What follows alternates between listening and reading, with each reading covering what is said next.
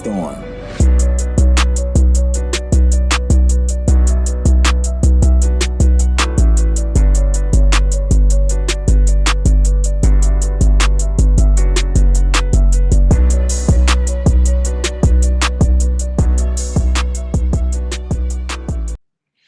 And we are back with another episode of the Unsportsmanlike Podcast. I am your host, Tamarcus, and today I am going to break down the national championship game between Indiana and Miami. I'm going to give you a breakdown on who wins and why. So we got an absolute slugfest that's about to happen today, right? Indiana has prevailed the entire season. They've absolutely annihilated every team they played outside of the Ohio State. Beat Ohio State in the Big Ten championship game, and they haven't looked back, right? And they're led by none other than their Heisman Trophy winner and Fernando Mendoza, right? And they got a two-headed monster in the backfield in Roman Hembree and Kalen Black. And then on the outside, you got Omar Cooper. We all remember Omar Cooper's phenomenal catch against Penn State in the back of the end zone that won them their game, right? So with Indiana, man, they do a lot of run and gun. You know, they do a lot of, drop backs, and they can sling it.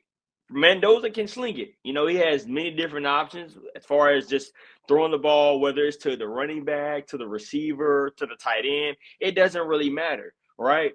But that's not what's winning them their games, right? Of course, Mendoza plays a huge factor, right? You can't take away his Heisman Trophy for sure. But that defense is just absolutely disgusting. They got a top 3 ranked defense. They don't really give up points.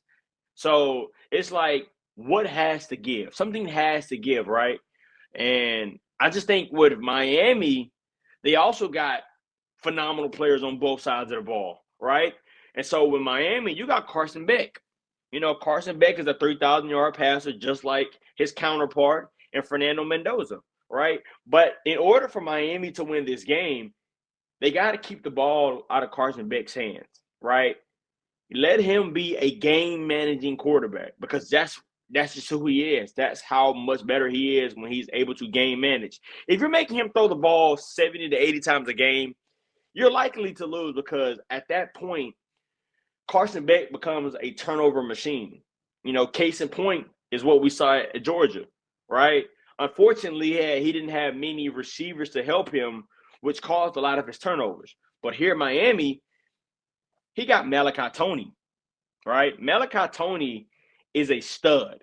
I'm talking about an absolute stud. You can line him up at quarterback. You can line him up at receiver. It doesn't matter where you put him on the field. You can line him up. And then you got C.J. Daniels, you know, a guy you can just throw the ball up to and he'll go get it. So it's like C.J. Daniels and Malachi Toney, they're such indifferent to the point to where it actually works, right?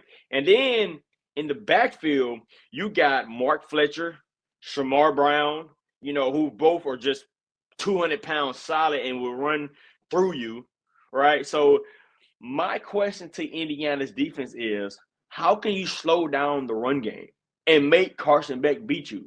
Because like I said earlier, Indiana has a phenomenal, front four, and they play well on defense. They don't allow people to score, but something has to give with Indiana and something has to give with Miami.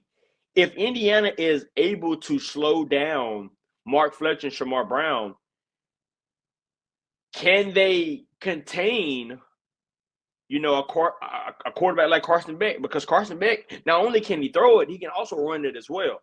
So as a case in point is what we seen last game, right? So that is my biggest question with Carson Beck.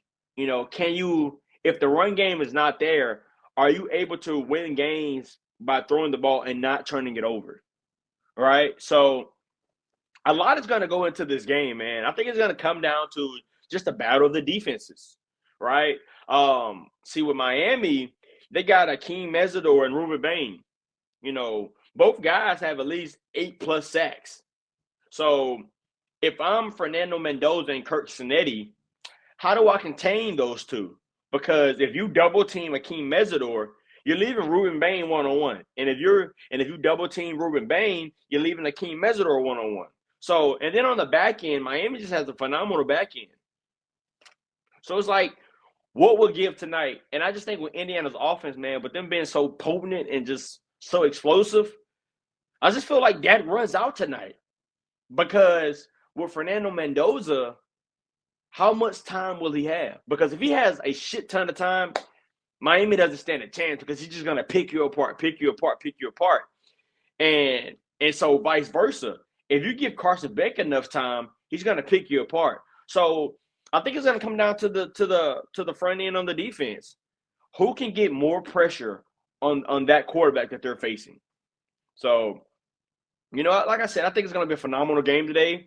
Indiana is seeking to become the first team in college football history to finish a season 16-0. And with Miami, they're seeking to become the first team in college football history to win a national championship game in their home stadium, which has never been done before. So there's a lot of history on the line, a lot of history on the line. And I feel like a lot of recruits will be watching, so regardless of who wins this game, man, it's going to be an absolute spectacle. So who I think will win the game, I'm going to have to go with those guys from Coral Gables. I think Miami does exactly enough to get it done. I think they put a lot of pressure on Fernando Mendoza, and I just think they just ground and pound. And Carson Beck just picks him apart when he needs to. My final score prediction, Miami 23, Indiana 17. Carson Beck leads a late drive, and the Miami Hurricanes are your national champions. But hey, that's all the time that we have today. Again, I was your host, Tamarcus of the Unsportsmanlike Podcast. Check back again later on, either tomorrow or Tuesday, for a recap. Thank y'all, and y'all have a blessed day.